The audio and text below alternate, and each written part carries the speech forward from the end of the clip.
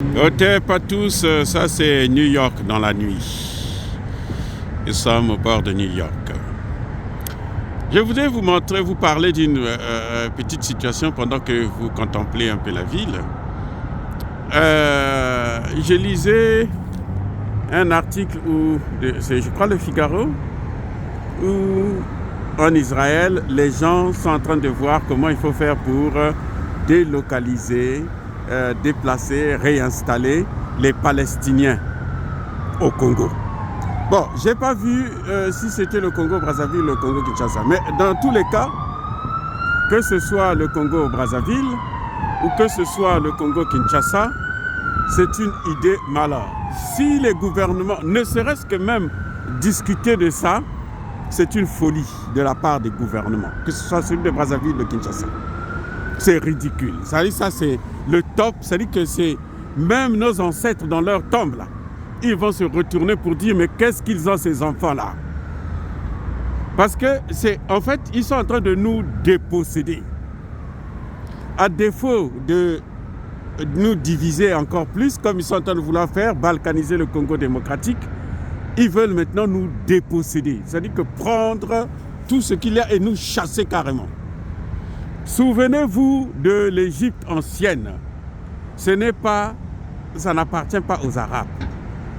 Toute la civilisation égyptienne, et c'est l'œuvre de Cheikh Anta Diop qui nous a ouvert les yeux là-dessus, toute cette civilisation, c'est une civilisation qui est purement et simplement africaine.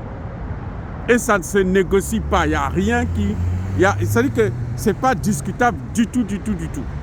Il y a eu un débat entre les gens, les grands hommes de science de ce monde et Cheikh Anta Diop et Théophile Obenga ont prouvé que effectivement l'Égypte était une civilisation africaine, une civilisation noire, celle de nos ancêtres. Mais aujourd'hui, c'est comme si les Arabes, les Noirs n'avaient jamais existé, c'est seulement des Arabes qui étaient là-bas, alors qu'il n'y avait pas d'Arabes du tout. Et tous les pharaons du premier au dernier sont noirs. Alors, maintenant, ils ont pris l'Égypte, là où il y avait toute notre culture. Maintenant, ils veulent prendre aussi les terres au Congo, que ce soit au Congo-Brazzaville ou au Congo-Kinshasa, c'est la même chose. C'est une dépossession. C'est-à-dire qu'on veut nous prendre ce qui nous appartient, ce qui nous reste en fait, même pas ce qui nous appartient. C'est-à-dire qu'on a tout perdu, l'esclavage, la colonisation, et maintenant, la seule chose qui nous reste, ce sont nos terres. Ces terres que nos ancêtres nous ont laissées, et c'est ça maintenant que ces gens-là veulent prendre. Ils veulent s'acharner là-dessus. Mais en tout cas, le gouvernement, que ce soit celui de Tshisekedi ou que ce soit celui de Sassou Nguesso, qui osera aller jusqu'à ce point, qu'il sache qu'il sera maudit, et lui et toute sa descendance. Vous savez, on peut penser comme on veut. Regardez, on va prendre le Congo démocratique, 2 ans. Patrice Lumumba, qui n'a rien laissé, même pas une maison, rien à sa famille, et qui est mort. Il y a plus de 30 ans maintenant, 40 ans même. Et il y a, comment vous l'appelez, Mobutu, qui est mort tout récemment, il y a quelques années, une vingtaine d'années par là. Et puis, vous voyez comment ça se passe? C'est que Mobutu qui vient de mourir, il est oublié, il n'existe même plus. C'est-à-dire c'est comme s'il ne l'avait jamais oublié. On peut vous dire après, oh, ici vécu un certain Mobutu Sese Seko, un dictateur. Voilà. Ce qu'on retient de lui. Alors que Patrice Lumumba est un héros au niveau international. Et c'est la même chose qu'on peut dire de Blaise Compaoré et Thomas Sankara. Thomas Sankara est parti, il n'a rien laissé, il n'était pas riche, il était pauvre.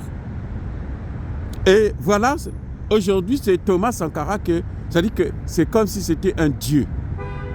Tout le monde veut avoir la référence de Thomas Sankara. Tout le monde veut se sentir un sankariste. Alors que Blaise Compaoré, qui est encore là vivant, le fait seulement de ne plus être au pouvoir, il est oublié. Que nos dirigeants puissent se souvenir de ces choses-là. Il ne suffit pas de s'amasser des masses d'argent, des maisons, des châteaux, alors qu'on sait très bien que vous n'allez même pas, on va vous enterrer avec rien. Vous irez sans quoi que ce soit, rien. Oui? Donc c'est malheureux qu'on en arrive là. J'espère que c'est juste une rumeur. J'espère que même s'ils avaient commencé à négocier sur ces choses-là, qu'ils vont arrêter ça. Parce que ça, c'est ce qu'on appelle vraiment un crime contre l'humanité. On ne peut pas se permettre de déposséder les gens. Si les gens, si eux, ils ne veulent plus de ces terres, ils n'ont qu'à quitter le pouvoir, ils n'ont qu'à aller, je ne sais pas où, ils n'ont qu'à aller en Israël ou je ne sais pas. Attendez. Mais vous savez que les États-Unis sont plus grands que Israël, plutôt que le Congo démocratique. Les États-Unis, là, ça fait plus de près de 9 millions de kilomètres carrés.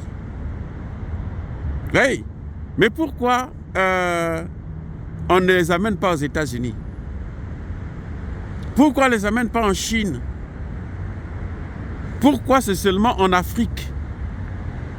Pourquoi ils veulent tout prendre, tout ce qui appartient à l'Afrique, ils veulent prendre ça? Pourquoi?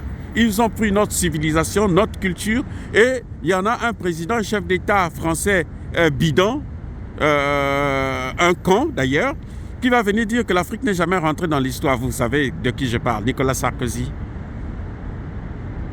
Donc, s'ils ont besoin de prendre ces gens-là, on sait qu'aujourd'hui, on apprend qu'à Gaza, il y a le pétrole. Donc, certainement qu'ils veulent de ça. Et puis, Israël, ça devient trop petit pour 9 millions d'habitants et ils veulent prendre d'autres terres. Mais ce n'est pas en Afrique. Voilà. Bien de mes frères et sœurs, dire cela, c'est inciter à la haine ou à la violence. Non. Je vous présente encore une fois de plus New York, la nuit. Et soyez bénis, abondamment bénis par le Dieu de Kémit.